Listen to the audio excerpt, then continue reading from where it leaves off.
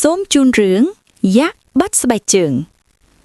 យូរលង់ណាស់មកហើយនៅក្បែរភ្នំមានយក្សដ៏ធំម្នាក់ឈ្មោះលោកយក្សទោះជាធំសម្បើមមកក៏ពិតមែនក៏គាត់ជាយក្សចិត្តល្អដែរថ្ងៃមួយគាត់បានបាត់ស្បែកជើងធំរបស់គាត់មួយគ្មានស្បែកជើងលោកយក្សមិនអាចទៅណាបានឡើយហើយគាត់ក៏ចាប់ផ្ដើមយំយ៉ាងខ្លាំង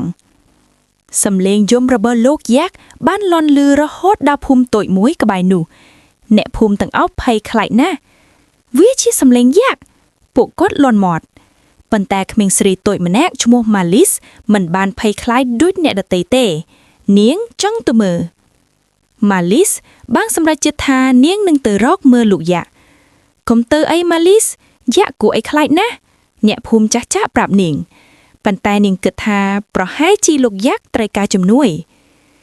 ដោយមានតែឈើច្រត់តុយមួយម៉ាលីសបានដើរចូលទៅក្នុងព្រៃធំព្រៃនោះពោពេញទៅដោយដើមឈើធំៗនិងឫសឈើដែលដុះពាន់គ្នានាងបានដើរតាមសំឡេងយំដែលកាន់តែលឺខ្លាំងទីបំផុតម៉ាលីសបានរកឃើញលោកយក្សគាត់អង្គុយយំយ៉ាងខ្លាំងក្បែរដើមថ្មធំមួយហេតុអ្វីលោកយំលោកយក្សម៉ាលីសសួរដោយថ្នមលោកយក្សបានលើកមុខឡើងហើយចង្អុលទៅជើងរបស់គាត់ខ្ញុំបត់ស្បែកជើងធំរបស់ខ្ញុំទៅហើយគាត់និយាយដោយសំឡេងលាន់លីខ្ញុំមិនអាចដើរទៅផ្ទះបានទេព្រោះវាឈឺជើងខ្លាំងណាស់ម៉ាលីសក្រឡេកមើលជុំវិញភ្លាមនោះភ្នែករបស់នាងបានទៅប៉ះនឹងអ្វីមួយលោកយក្សស្បែកជើងលោកនៅឯណោះនាងស្រែកស្បែកជើងយក្សនោះជាប់នៅលើមែកឈើឫស្សីដ៏ធំមួយដោយមានម៉ាលីសចង្អុលបង្ហាងលោកយក្សបានលូកដៃយ៉ាងប្រយ័ត្នប្រយែងវាតាំងបន្តិចប៉ុន្តែដោយកម្លាំងរបស់គាត់ក៏អាចទាញវាចេញមកបានលោកយក្សញញឹមយ៉ាងធំហើយដាក់ស្បែកជើងរបស់គាត់ទៅជើងវិញ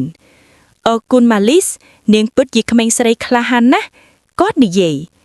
គាត់សប្បាយចិត្តណាស់ដែលបានរកឃើញស្បែកជើងរបស់គាត់វិញចាប់ពីថ្ងៃនោះមកលោកយក្សមិនមែនជាយក្សដែលគួរឲ្យខ្លាចទៀតទេ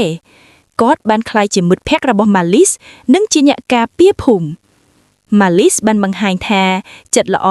អាចផ្លាស់ប្ដូរការភ័យខ្លាចទៅជាមិត្តភាពដ៏កក់ក្ដៅ